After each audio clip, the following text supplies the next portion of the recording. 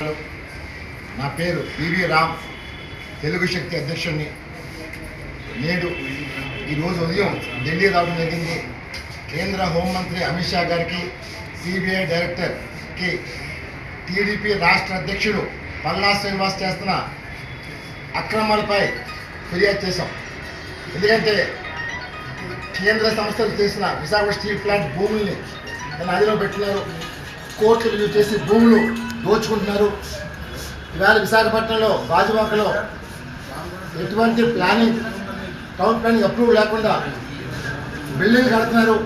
ఈరోజు ఎవరైనా అడుగుతుంటే, మీడియా వాళ్ళైనా ఎవరైనా అడుగుతుంటే కొడుతున్నాడు అంటే ఎటు వెళ్ళిపోయింది అర్థం కావట్లేదు.